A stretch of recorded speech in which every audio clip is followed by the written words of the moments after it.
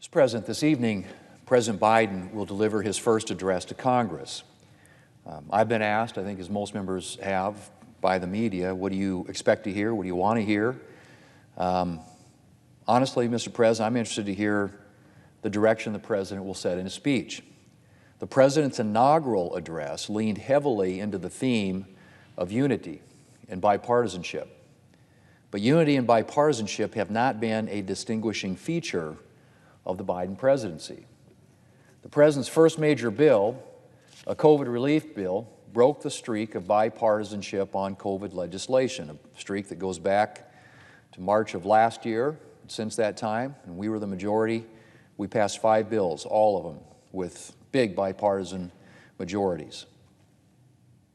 Under President Biden, Democrats shoved through a totally partisan bill filled with non-COVID related liberal priorities. Republicans were more than ready to work with Democrats on additional coronavirus legislation. In fact, 10 Republicans developed a COVID proposal and then met with President Biden to discuss it. But Democrats and the President were having none of it. It was their way or the highway on COVID legislation. No bipartisanship, no compromise. It was support Democrats' bill and its wasteful spending on non-COVID related priorities or be left out of the discussion. And Mr. President, as I pointed out, only about 10% of that, quote, COVID bill was actually COVID-related. It was a deeply disappointing start to the Biden presidency and a betrayal of the unity that President Biden had pledged himself to in his inauguration address. But unfortunately, the Biden presidency has mostly continued along in the same partisan fashion. The President promised to be a president for the whole people, yet he seems more focused on making sure that he's a president for the far left. And you don't have to take my word for it. One of the leading voices of the far left in this Congress, Mr. President, recently stated that President Biden had exceeded, not met, exceeded progressives' expectations.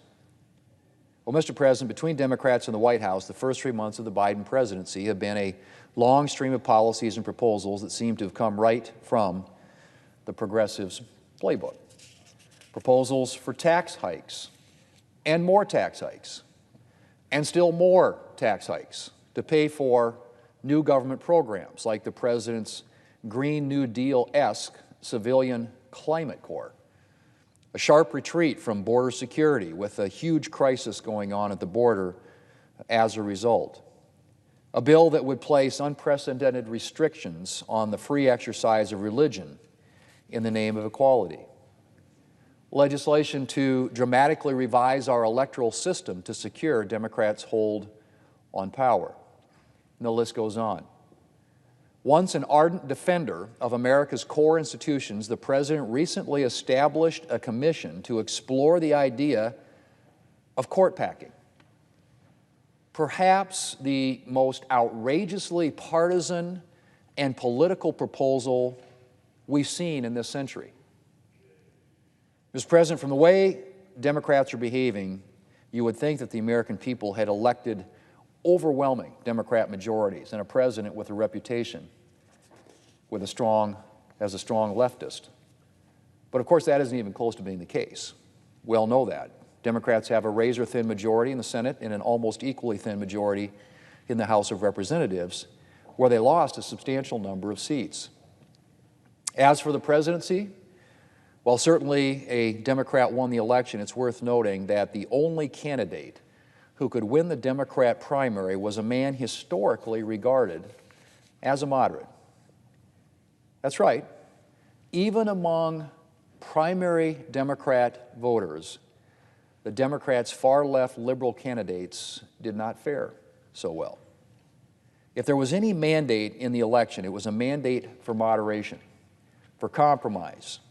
And yet the President and Democrats are behaving as if they had been delivered a mandate for a partisan revolution.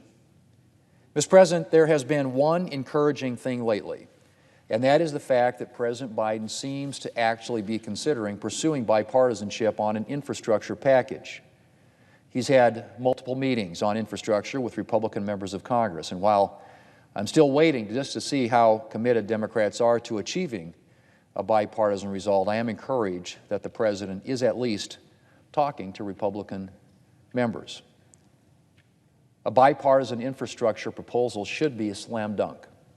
Congress has a history of bipartisan collaboration on infrastructure legislation. In fact, our last major infrastructure bill, the FAST Act, received strong support from both Democrats and Republicans and was a remarkably successful bill. As chairman of the Commerce Committee, I helped spearhead a bipartisan reauthorization of the FAA, including critical programs to improve airport infrastructure. In last Congress, the Environment and Public Works Committee developed major bipartisan infrastructure legislation.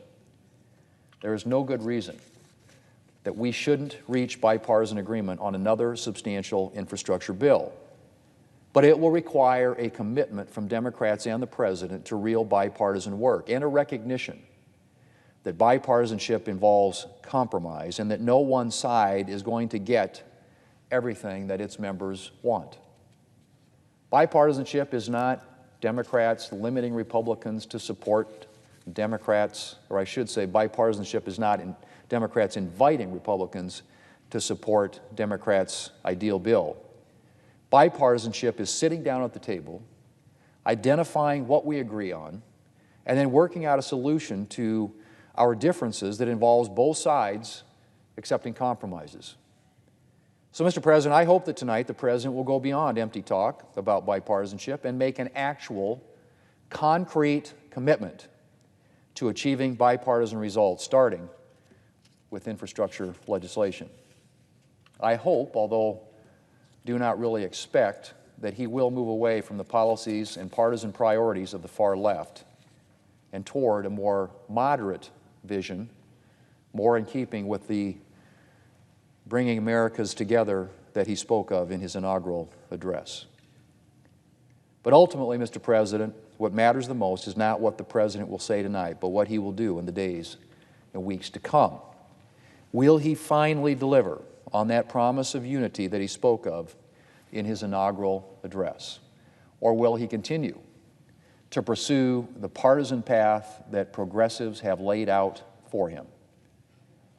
Mr. President, for the sake of our country, I hope he chooses bipartisanship. Mr. President, I yield the floor and suggest the absence of a quorum.